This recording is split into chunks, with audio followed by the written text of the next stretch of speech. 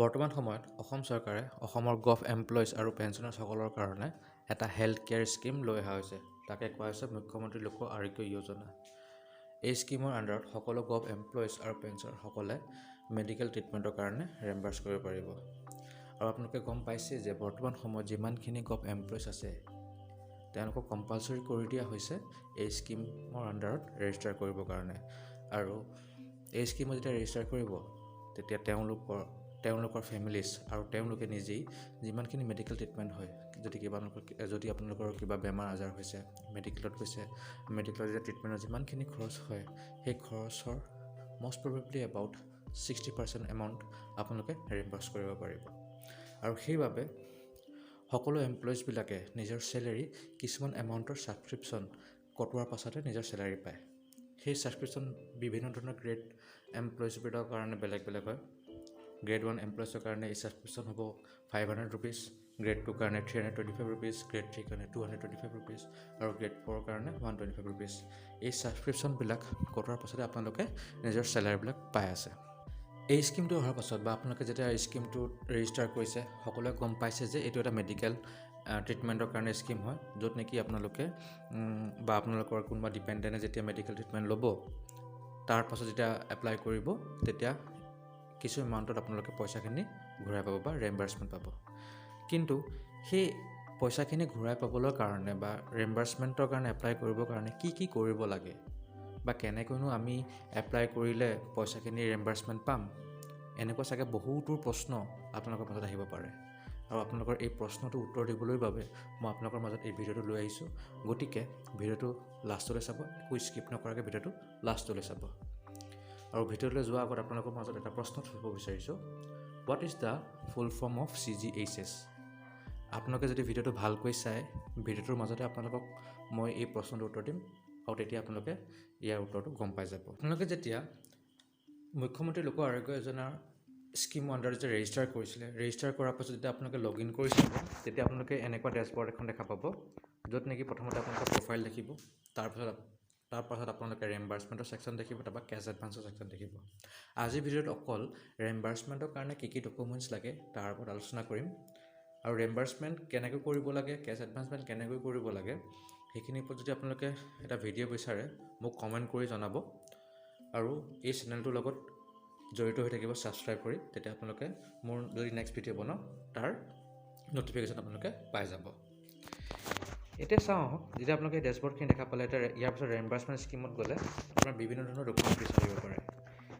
আৰু এই মেমেলছেই মানে মুখ্যমন্ত্ৰী লোক আৰোগ্য যোজনাৰ স্কিমত যেতিয়া আপোনালোকে কিছুমান মেডিকেল ট্ৰিটমেণ্টৰ কাৰণে যেতিয়া আপোনালোকে এপ্লাই কৰিব, সেই এপ্লাই কৰোঁতেনে যিমানখিনি এমাউণ্ট আপোনালোকে পাব সেই এমাউণ্টখিনি CGHS ৰেটৰ অনুযায়ীহে পাব। CGHS ৰেট মানে হৈছে central government health care scheme. এই স্কিমৰ আণ্ডাৰত গভৰ্ণমেণ্টে কিছুমান এমাউণ্ট ডিচাইড কৰা হৈছে। সেই ডিচাইড কৰা এমাউণ্টৰ অনুযায়ী প্ৰত্যেকটো ট্ৰিটমেণ্টৰ কাৰণে কিমানখিনি এমাউণ্ট এল'টেড আছে সেই এলটমেণ্টৰ অনুযায়ীহে আপোনালোকে তাৰ পইচাখিনি পাব।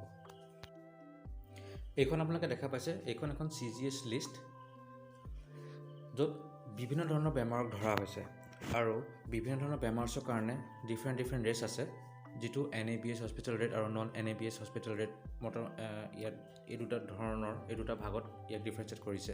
NABH হৈছে নেশ্যনেল এক্ৰিডিটেড বৰ্ড অফ হস্পিটেল।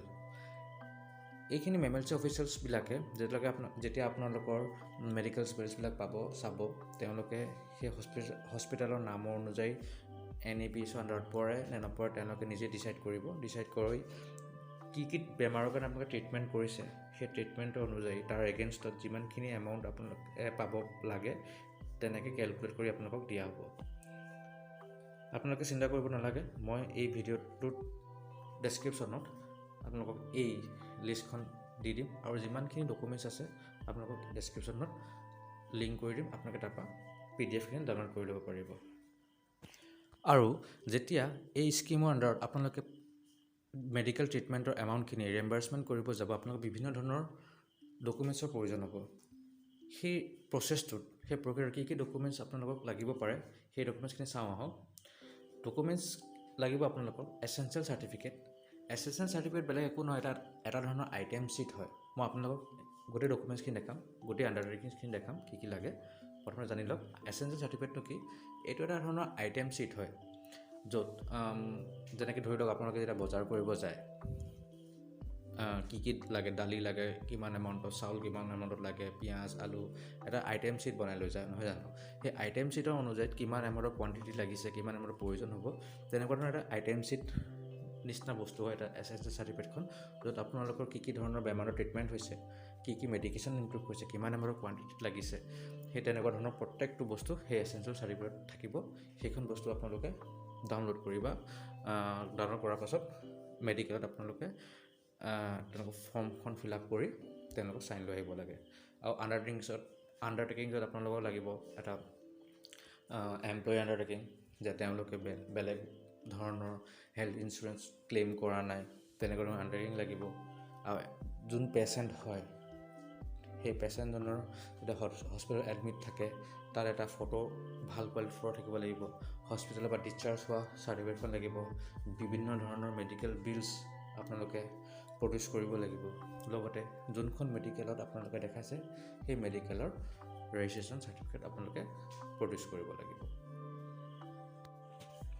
এইখন হৈছে এছএছএন চাৰ্টিফিকেট, য'ত আপোনালোকৰ নাম থাকিব, কোনে ট্ৰিটমেণ্ট কৰিছে তাৰ নাম থাকিব, কাৰ আণ্ডাৰত ট্ৰিটমেণ্ট কৰিছে তেওঁলোকৰ নাম থাকিব। আৰু এই কলমটোৰ আণ্ডাৰত যেনেকৈ আইটেম শ্বীটৰ কাৰণে, যেনে বজাৰ কৰিবৰ কাৰণে যেনেকৈ আপোনালোকে আইটেম শ্বীট প্ৰিপেয়াৰ কৰে, তেনেকৈ আপোনালোক যিখিনি ভাউচাৰ আছে, সেই ভাউচাৰৰ নাম্বাৰ, তেওঁলোকৰ ডেট, কি মেডিচিনছ বা কি মেডিকেশ্যন আপোনালোকে লৈছে, কিমান এমাউণ্টত লৈছে, তেওঁলোকৰ সেই প্ৰত্যেকটোৰ ট্ৰিটমেণ্টত কিমান খৰচ হৈছে, প্ৰত্যেকখিনি বস্তু আপোনালোকে ইয়াত লিখি, এইখিনি বস্তু আপোনালোকে লাষ্টত মেডিকেল এটেণ্ডেণ্ট মানে আপোনালোকৰ ডক্টৰৰ পৰা চাইন কৰি, আপোনালোকে চিল এণ্ড ষ্টাম্প চাইন কৰি আপোনালোকে এইখন প্ৰডিউচ কৰিব লাগিব। এইখন এখন আণ্ডাৰটেকিঙৰ হয়। এই আণ্ডাৰটেকিঙৰ মূলত আপোনালোকে কি কৰিব লাগে, যে আপোনালোকে যে এটা আণ্ডাৰটেকিং দিব লাগে যে ভৱিষ্যতে আপোনালোকে নিজৰ চেলেৰী বা এই স্কিমৰ কাৰণে যিমানখিনি ছাবস্ক্ৰিপশ্যন হয় আপোনালোকে দি থাকিব। ইয়াত আপোনালোকৰ নাম থাকিব, নিজৰ ৰেজিষ্ট্ৰেশ্যন, কোন ডিপাৰ্টমেণ্টত আপোনালোকে কাম কৰে, সেই বস্তুখিনি নাম থাকিব। আৰু এই আণ্ডাৰটেকিংখন আপোনালোকে ছিগনেচাৰ কৰি প্ৰডিউচ কৰিব লাগিব। এইখন আৰু এখন আণ্ডাৰটেকিং হয়, য'ত আপোনালোকে এইটো আণ্ডাৰটেক কৰিব লাগে যে আপোনালোকে বেলেগ কোনো ধৰণৰ ইঞ্চুৰেঞ্চ আপোনালোকে ক্লেইম কৰা নাই। ইয়াত হস্পিটেলৰ নাম, আপোনালোকৰ নাম, সেইখিনি থাকিব।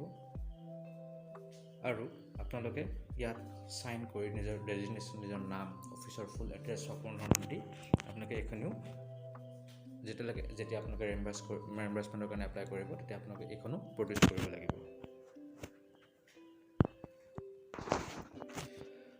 আৰু লাষ্টত আপোনালোকে এটা ৰেকমেণ্ডেশ্যন ল'ব লাগিব হস্পিটেলৰ পৰা। সেই ৰেকমেণ্ডেশ্যন হ'ব হস্পিটেল পেডত, য'ত আপোনালোকে সেই হস্পিটেল পেডত আপোনালোকৰ হস্পিটেলৰ ৰেজিষ্ট্ৰেশ্যন চাৰ্টিফিকেট থাকিব। আপোনালোকে বেলেগ ধৰণেও ৰেজিষ্ট্ৰেশ্যন চাৰ্টিফিকেট আপোনালোকে বিচাৰিব পাৰে হস্পিটেলৰ পৰা, বাট মষ্ট প্ৰবেবলি হস্পিটেল পেডতে আপোনালোকৰ সকলো ধৰণৰ চাৰ্টিফিকেটৰ নাম্বাৰ সেইখিনি থাকে। আৰু এই ৰিকমেণ্ডেশ্যনটো হস্পিটেলত লিখিব যে যোন আপোনালোকে ট্ৰিটমেণ্টৰ কাৰণে গৈছে, আপোনালোকৰ ডিপেণ্ডেণ্ট হওক বা আপুনি নিজেই বা কোনোবা এমপ্লয়ৰ আপুনি নিজে যদি বা গৈছে ট্ৰিটমেণ্টৰ কাৰণে, তেওঁলোকৰ নাম মানে ডিপেণ্ডেণ্টৰ নাম থাকিব, কিমান সময়ৰ কাৰণে, কি বেমাৰৰ কাৰণে হস্পিটেলত আছিলে, সেইটো ৰিকমেণ্ডেশ্যন আপোনালোকে ডক্টৰৰ পৰা লিখাই আনিব লাগিব তেওঁলোকৰ হস্পিটেল পেডত। ইয়াত আপোনালোকৰ ছিগনেচাৰ, নিজৰ নেম আৰু ডেজিগনেশ্যন দি পিনি আপোনালোকে চাইন কৰি এইখন প্ৰডিউচ কৰিব লাগিব। মই আপোনালোকক যিমানখিনি ডকুমেণ্টছৰ কথা ক'লোঁ, যিমানখিনি ডকুমেণ্টছ আপোনালোকক দেখুৱালোঁ, সেই সকলো ডকুমেণ্টছ মই এই ভিডিঅ'টোৰ ডেছক্ৰিপশ্যন লিংকত দি থৈ দিম। আপোনালোকে তাৰ পৰা PDF ডাউনলোড কৰিব পাৰিব। গতিকে আজিৰ ভিডিঅ'টোত ইমানেই। জয় আই অসম।